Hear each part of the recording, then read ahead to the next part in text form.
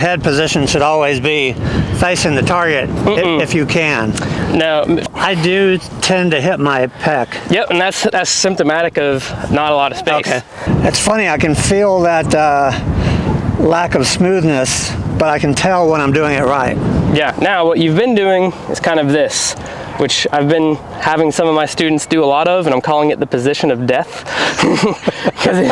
Because it's just like, there's just not a lot of power. We rotate around, you get a lot of collapse, a lot of rounding, yeah, and a lot of nose up. All right.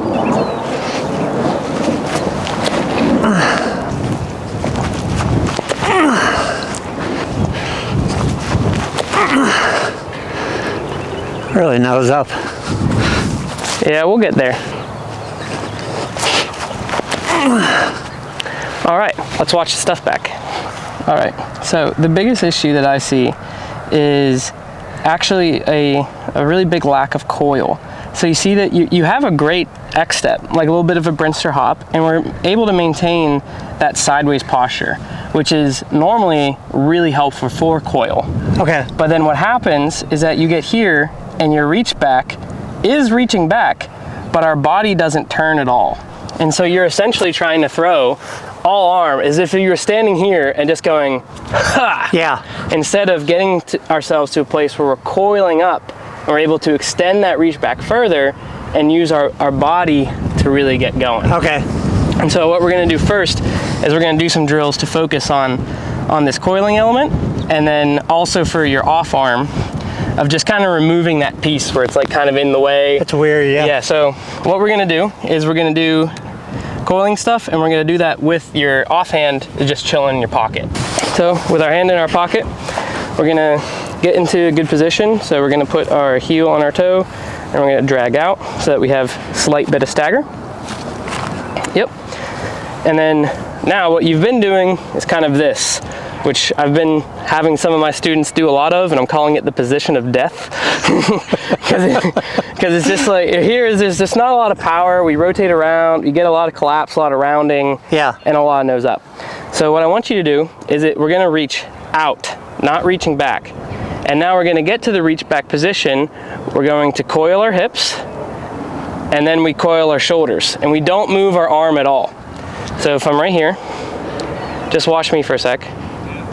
I'm turning. Oh. And so you can see how I get to a reach back position.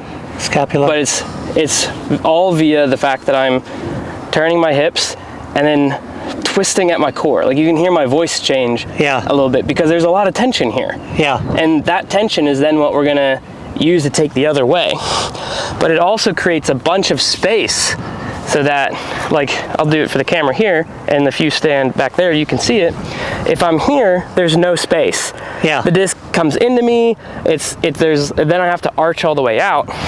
If I'm coiled, now I have all this space where the disc can come in, can easily get past my body, come in towards my armpit, and then get ejected out. I do tend to hit my pec. Yep, and that's symptomatic of not a lot of space. Okay. So let's just work on that coiling part right here. We're just gonna get here, and we're going to just coil back. And you should try to feel tension in your abs. Okay. Yep, so right here, that's good positioning. May I touch you? Sure, oh yeah. Yep. Oh, wow. Yeah, you feel the tension? I do. Yep, so that's what we really want to be feeling. Okay. And there's two things that can really break your coil as you do this.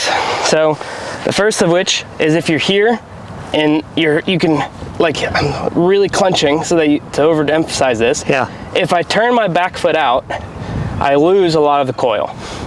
This isn't necessarily your problem. What a lot of people happen is they start to coil and they think, oh, I've got to get back. And so they lean back. Yes. And their head is outside of the frame. This will break your coil. Okay. So we need to keep our head still kind of like over our belt buckle. You do a great job of it through yours. You're like right here and you stay there and you just get to here.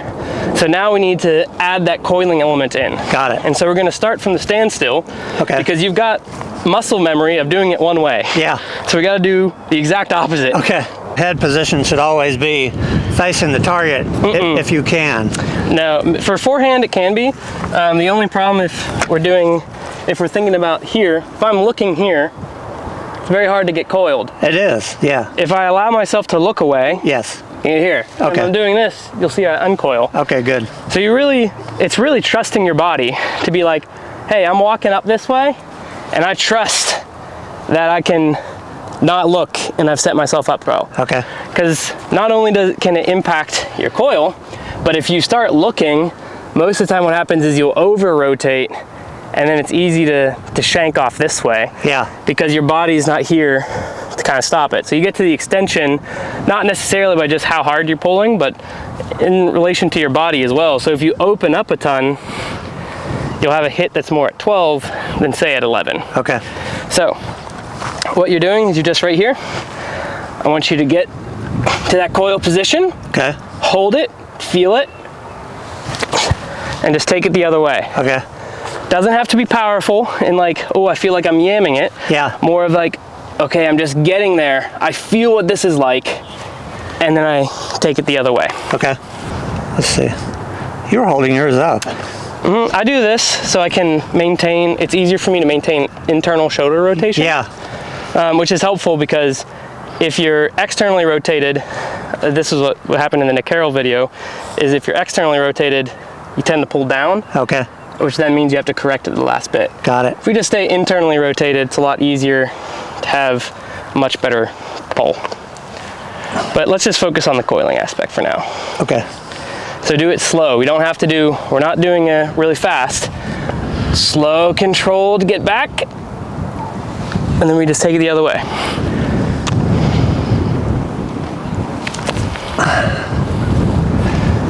And I would put this foot just back here a little bit, just so we have some more stagger. Offset, okay. Yep, so our target line will be like back toes through front heel. Okay. Is that about the right? Yep, that's about right. Nice and slow. That felt pretty good. Yeah, I mean, that's pretty, yeah. You guys can't see it, but it was nice. All right, yep, nice, feel it, yep. Yeah. It's not going very far, but I can... That's natural. You're doing something very different. I can feel it, yeah. Our goal is not far. Our goal is getting this particular aspect of retraining our body to be like, okay, this is something I can do. Like, I can be confident in me doing this.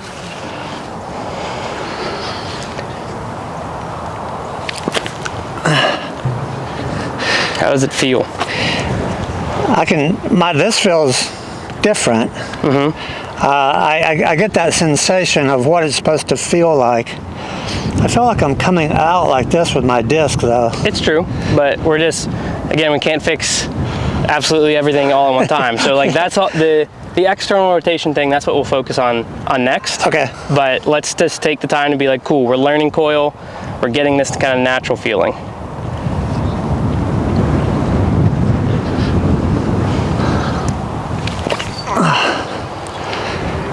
But also just for like kind of like thinking it through, where are you feeling it in your body? What feels different? Yeah, in my stomach and this side. Okay, so like the obliques area? Yes. Mm-hmm. Anything in your back? Not really. Okay. Sometimes this can create some back issue. Same thing, we're just gonna keep drilling it.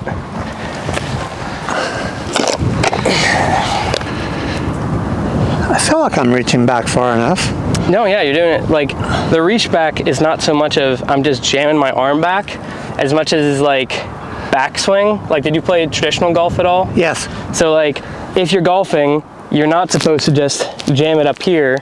It's also the coiling back portion. Right. So we're essentially doing the same thing. It's just the other way, where we're getting our hips and we're getting our upper body turned around, and we don't really have to reach back if our hips turn and our shoulder and our like torso turns as well.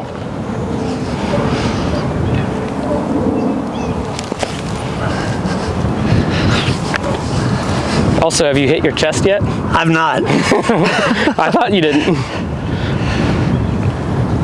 I feel like I'm going down. Should I be going like towards your shoulders? Down is better, especially once we're going to start working on the internal rotation piece. Yeah.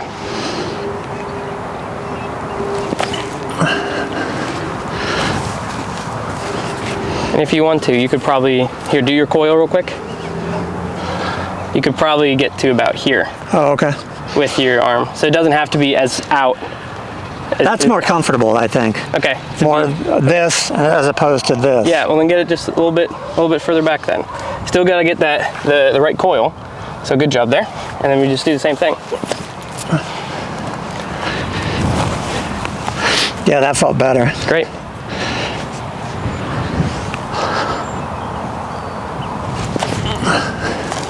Okay, so now the next thing is we now need to try to get this to integrate more to what our normal throw is like. Okay. And so what you're gonna do is we're going to step into that final part with our coil.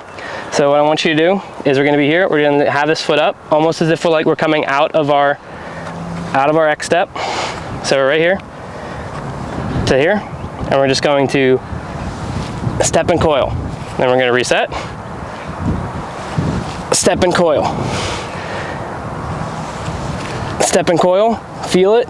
Okay. Then throw. Okay. And then after we do a number of those, the next progression is that instead of step, coil, feel that I'm in the right position, then throw, it's to make it more of an actual one step. Like so. Okay.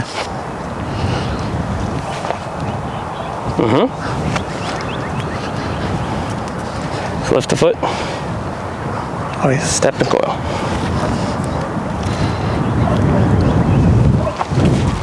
Feel it first. Get planted and feel that you've gotten to the right amount of coil as you strode out. Okay. So we're not stepping, coiling. I felt myself do that. There was a disconnect there. There you go, that's better. Maybe a little bit shorter of a step. And let me use this to mark about where your foot should be. Okay. Because what you did there is that you stepped this way. Okay. We want to make sure that basically what you're doing is all you're doing is a side step. Yeah. But if you coil and side step, you should end up with some stagger. Okay.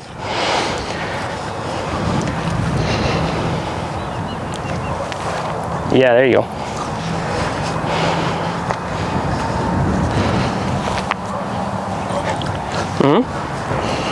It's gonna be real awkward at first. It's not gonna be perfect. Just focus on as you stride, you coil.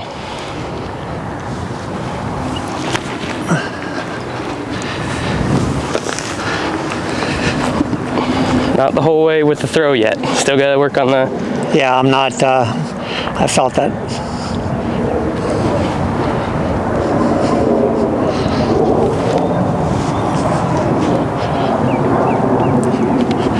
I'm not pushing the shoulder back enough. Just take it real slow. Just right here. You just lift. Just be fully controlled. It doesn't have to be a big, powerful step. Okay. Just slow, controlled. Okay, this is what I'm doing.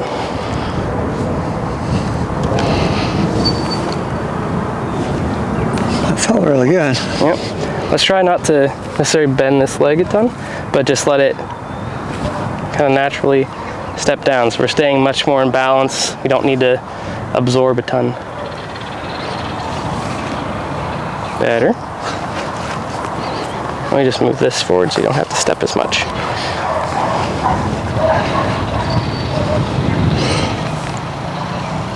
All right, we're doing much better with the upper body. We're kind of stepping and at the last second getting a little bit. So closed or? Yeah, well, more it's like you're doing a much better job with the upper body coil than the lower with the stride. Okay. Which is better than what we were before. Right. We want to over exaggerate. Can you show me that again? Yep. So right here, kind of what I saw from that one was like this, where you had a lot of the upper coil, but not a lot of the lower coil. And so just making sure that they're kind of going together. Okay.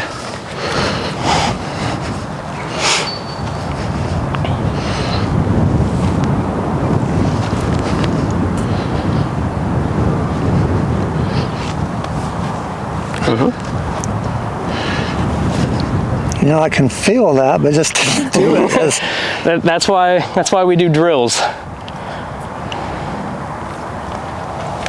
Oh, that's better.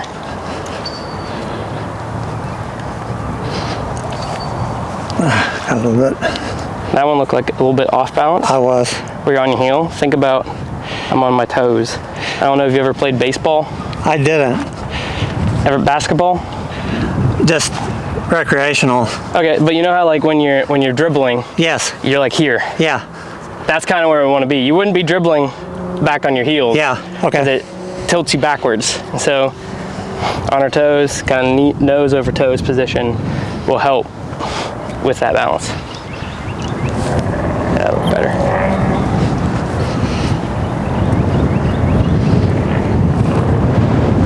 I feel like I'm moving my foot back. Are you locking your left foot?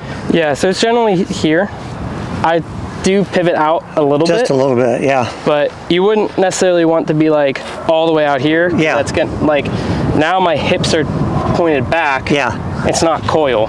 So you can think of like, if you had like a spring, coiling is twisting the spring. Okay. I can undo the spring in one of two ways. I can either not twist the top as much, or I can untwist the bottom of it. And so kind of walking up backwards or ending up in a backwards position is essentially loosening the bottom of the spring. Okay.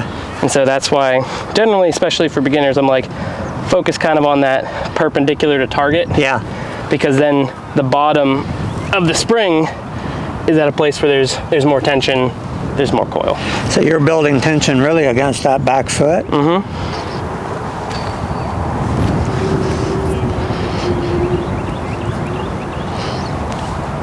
Yep.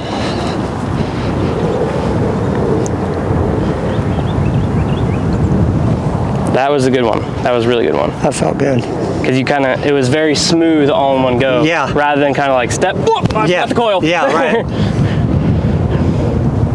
Yep. Is it okay to launch one? Do a few more. Okay. We want to get that really ingrained. Memory? Yep.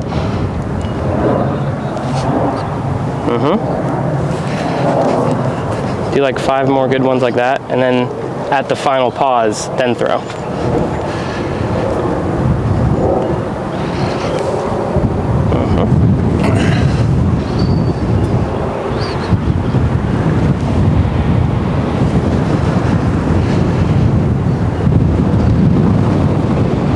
All right. This one, get to the pause, feel everything, then throw. Very nice. All right, let's do a few more. Where you're doing like 3 reps. Okay, I'm here, I'm here, I'm here, pause, throw. Okay. It's funny, I can feel that lack of smoothness, but I can tell when I'm doing it right. Yeah, it's good to, that's why I'm like letting you know like, hey, this is when it's right. Yeah. Right, so you can start to No, I appreciate know that. that. That helps me connect the dots in my brain. Is this right foot in the right position? Generally we want like internally rotated. Yeah.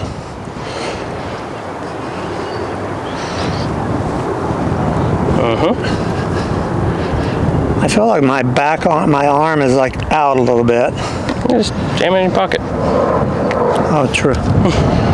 You weren't doing this as you were before, so I was like, I'm not going to mention it. Yeah, I can tell it in my lower back now. Yep.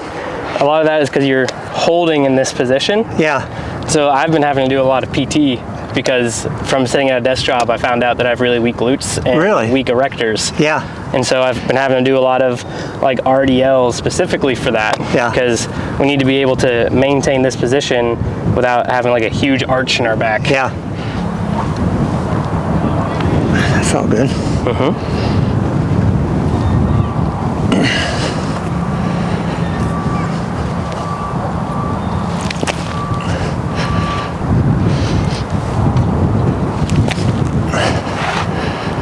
Great.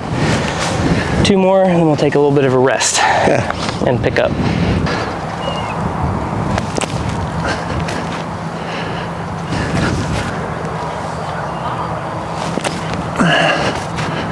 Cool, let's go pick some up. So the guy sent me this thing where it's a... That's awesome. Little suction cup. Are you just gonna leave them here, or? Yeah, we'll just pile them up and then get at it. Okay. I accidentally forgot the cool carrying bag it comes with, so I've got to use my backpack. Inferior bag, but this thing's cool though. Yeah, that's awesome.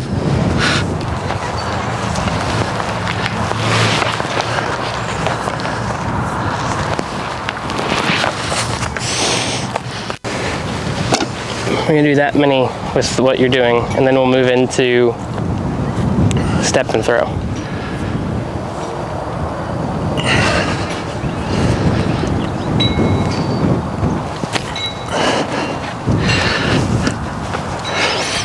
But is coiling starting to feel more natural? It is, yeah. Great. My back is tight, so I think I'm doing what I need to be doing. You're doing something very new, so your body's like, what the heck is this? Yeah, I know.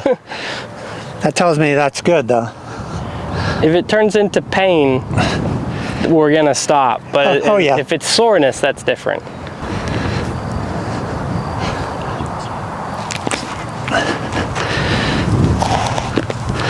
I think I sort of fell back when I released that one. Was it from being on your back foot? I think so, yeah. On the heel? Yeah.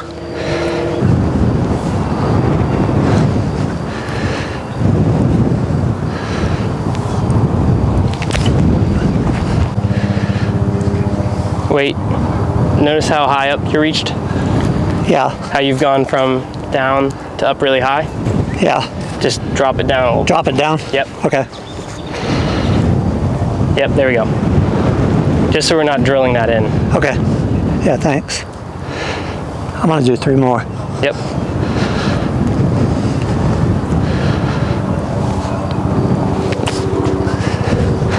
All right, now we're gonna move on to kind of the step. So just step and throw. Is that, do you have any comments about that? Is it? So basically, what I noticed a little bit is you are starting to get a little bit where you're leaning back as you go. So if we do this drill and that continues, and we're going to switch back to what we were just doing to practice, hey, we coil with our head over a belt buckle. Okay. But I want to start integrating more towards the normal throw. Okay. And like do that so that we don't spend the whole time not doing that, and then your back gets too sore to continue. Yeah. And then in the next portion, we'll work on the actual lead arm. So I just want to do some while we're here. But I think I'm getting a little bit sloppy because I'm getting tired. Makes sense. So I think I feel that. Yeah. So we're gonna do like probably like 10 or so. And we'll just see how it looks. But it's the same thing. We're stride out, step. We're not gonna pause. As soon as we feel our weight get down, we're gonna throw. So. Okay. Just like that. Just like that, okay. You know, casual 260-foot Berg X throw. I can do that.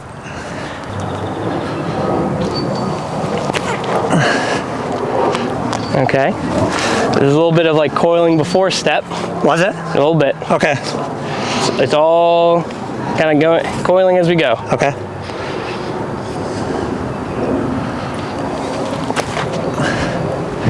Still a little bit. Mercy. You can think it, if you need to, lift the foot, start to step, then go. So lift, step, coil. Yeah, that's trending the right way.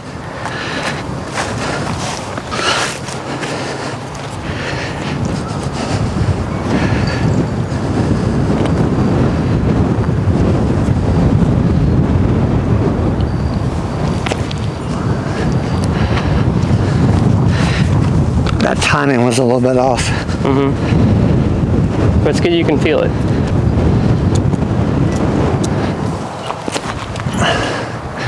That was better on the head over belt buckle, on the reaching back portion at least. Yeah. do 3 more after that one. That felt good. Yeah. Did it look okay? Yeah. I just got this L5. It's so overstable for me. And everybody throws it. It's understable on the YouTube. That's a nose thing. We'll get you there in part 2. So subscribe.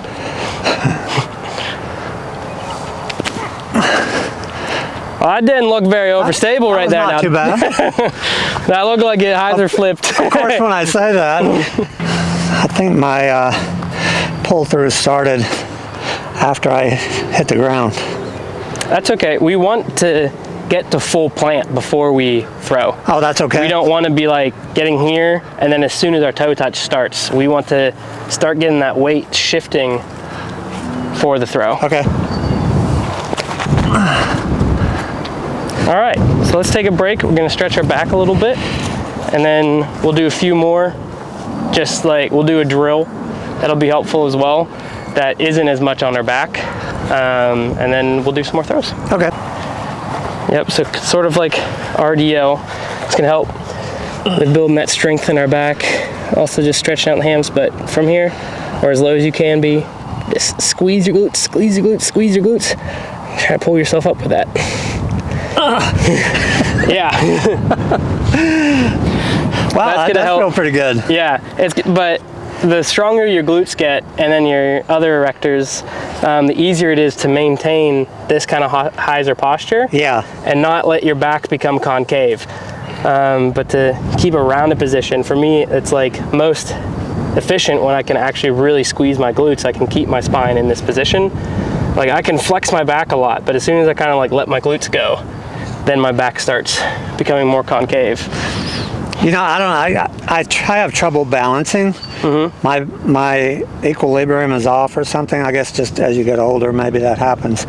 So being able to do what you were doing earlier with your foot up, that's really hard for me to do. It could also be maybe that's just something you add into your practice routine. Yeah, I think I should. Or like when you're at the desk or making your coffee, just practice. Yeah. Okay, like if I lift my front leg, does my weight automatically shift to my heel?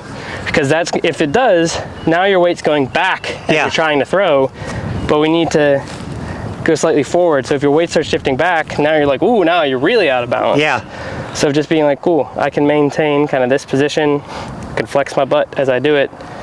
Just, you know, oh yeah, I'll just stir my coffee. Yeah. Or like if you're at, I have a standing desk, so like I could just be typing and just like working on that balance aspect. Right. It's just the little things that you build into like your daily routines that really help. So like there's a video I have where it's like every time I took the trash out, I was like walking like this, working on my X step. That's a good idea. Like people, like I would be in the hall of like when I was doing my PhD, just walking by someone's office like this, or I had like was one with a water bottle where I was like swinging it, and like the head of the department like popped out and she's like, Cameron, what are you doing? That's and I was awesome. like, I'm just really in the disc golf, ma'am. I'm sorry. That's funny. Cool, but let's do a few more of these. Are you keeping your legs straight? Yeah, I keep my legs straight. Working in fast food in high school, I wasn't able to touch my toes, and I was like, I'm gonna get good at this. So I would just like dead hang when there was no customers, and then I'd hear the bell go off, and I'd be like, hey, welcome to Subway. But that's what allowed me to get flexible enough to get my palms down on the ground. Oh my goodness, that's awesome. Yeah, but you don't have to even, you could even be this low and still be able to get the stretch, kind of feel your glutes kind of activate. That's how we also use ourselves to pull up. We're not just going straight back. Yeah, I mean, that's more lower back stuff, I guess. We use our glutes to help straighten us up. Yeah, that does feel good. Yeah. All right, let's do a few more throws. Okay. And we'll get at it. We're just here. We're gonna coil back, throw. Okay. And pull your arm back like that? You don't need to do that. Or let's keep it for yourself. Keep your offhand in your pocket, since your tendency is to like kind of Garrett Girthy esque. Works for him, doesn't work for everybody. So we're not gonna do the step. We're gonna just get ourselves in the standstill position. Oh, I'm sorry, okay. Nope, we're gonna coil and throw.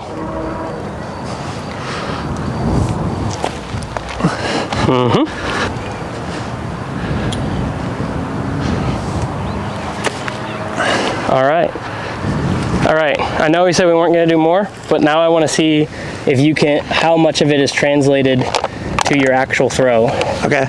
So I want you to try to do your normal throw with coil, just those 5 shots. So like you've been doing, before you were doing the X step. Yeah, yeah. And kind of going like boop, boop, boop, and I'm not getting coil. Yeah. I want to see you get the coil. Oh my goodness. Don't hit any people. Okay. That was beautiful. Thank you. So is it okay to start here? Yep, yeah, just wherever. Okay. I just want to see the whole of it and see what is translated. Hey, that's a bit more. I lost my balance a little bit, I think. It's a lot to think about. It is. It is.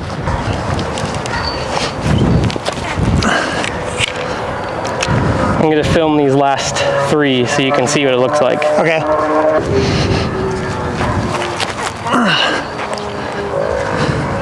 All right, last 2.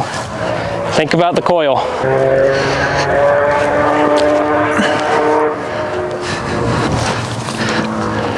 Last one.